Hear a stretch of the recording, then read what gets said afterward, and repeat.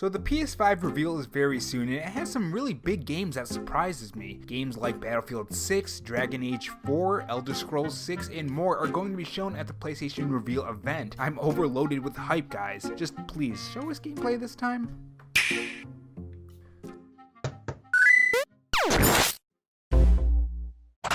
Hey guys, it's Rob here, and welcome back to the Robo Show, where we cover the latest gaming news, leaks, and rumors from Microsoft, Sony, and Nintendo in 2020 and beyond. If you want to be kept up on the latest gaming news, make sure you click that red subscribe button below this video and that notification bell so you know when I upload. So I don't know about you guys, but I was craving some PS5 news. I wanted to know when the PS5 reveal was gonna be, and if we were gonna see any games that we're gonna be buying on the PS5. Sony, you really had me worried for a second there. It seems the PS5 reveal will be on June 4th. But then the question becomes, what games can we expect to see at the PlayStation 5 reveal? And I've got you guys covered. So if you haven't heard yet, the whole list of every single game was revealed along with descriptions for every single one of those sweet new PS5 games. Now before we start, I want to run you through the keys for each color that you'll see on this graph, because it tells us when we can expect these games to release. Red is 12 plus months, yellow is 6 to 12 months, and green is the launch window. Not necessarily on launch, but close to it, or it could be on launch too. So first off, we have Assassin's Creed Valhalla with an estimated launch window of 2020, and the icon is green. The description reads as this: live out your Viking fantasy without the need to grow a beard, as the game's sci-fi series heads to the dark ages of England. Moving on, we have Dragon Age 4, which is 12 plus months away, and the description reads as this: it's been 6 years since the last game, but the sequel is definitely coming, and it will be on Sony's next-gen console. This kind of sounds like Dragon Age 4 doesn't have much to show, which I hope that's not the case. Now Battlefield 6 is also on this list, but it is 12 plus months out, and the description reads as this: the latest iteration of DICE's Sublime Shooter series has been confirmed for the PS5. Come back next issue for more info. So I'm guessing from June 4th to the next month, we will get more info in gameplay, which will be featured in the next issue of PlayStation Magazine. Next we have Elder Scrolls 6 with a 12 plus month wait for us, and the description is kind of what we expected, and it says this: the epic RPG is years away, but we know it'll be worth the wait. Now this is from Bethesda, so let's hope this game ships without a ton of bugs, which is probably asking a lot considering their past games. But here's to hoping. And next up we have Lord of the Rings Golem with a 6 to 12 month wait, which is a game that I'm only now hearing about, and the description says this: play both sides of the Hobbit gone bad personality in this RPG. Next up we have Sims 5 with a 12 plus month wait, which is a series that I really love aside from the mass amount of expansions that they love to do for the game for some reason. A generation-spanning sequel could have online features, as EA has mentioned, social interaction, and competition. Online Sims,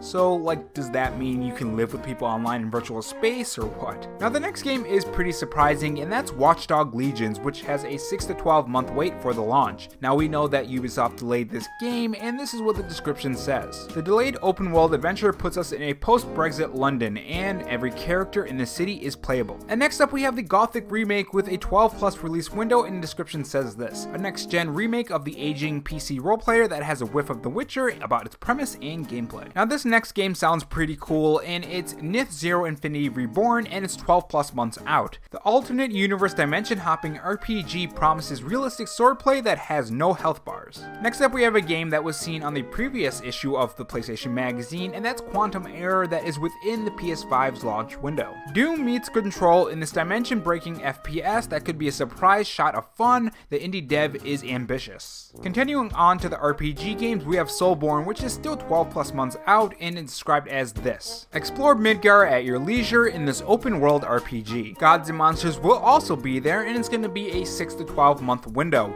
and it's described as this: the Assassin's Creed Odyssey team spins its know-how into a colorful open world action adventure in ancient Greece. Which kind of sounds like Assassin's Creed Odyssey, if I'm being honest. Now other notable games coming to the PS5 is Chorus, which is still 6 to 12 months out and will play at 60 FPS and 4K, which should be a treat. We have Path of Exile, Warframe, Rainbow Six Siege, Rainbow Six Quarantine, and others. There are also other games like some we saw at Inside Xbox, like Scarlet Nexus and Vampire the Masquerade Bloodlines 2, and also Ultimate Fisher Simulator 2, which is cool, I guess. Now, as for PlayStation 5 exclusives, during that leak about the PS5 Reveal, they said that they could have another event, and I think that's where we're gonna see the PlayStation 5 exclusives from Sony themselves. But again, that is a rumor, so take that with a grain of salt. It's also said that it could be weeks or months, so after this event, we could have another event fairly quickly. Now, there was an article that was posted by the official PlayStation blog that has some key info about more events and how long this event will actually be, and this is what it says. The digital showcase will run for a bit more than an hour, and for the first time, we will be together virtually experiencing the excitement together.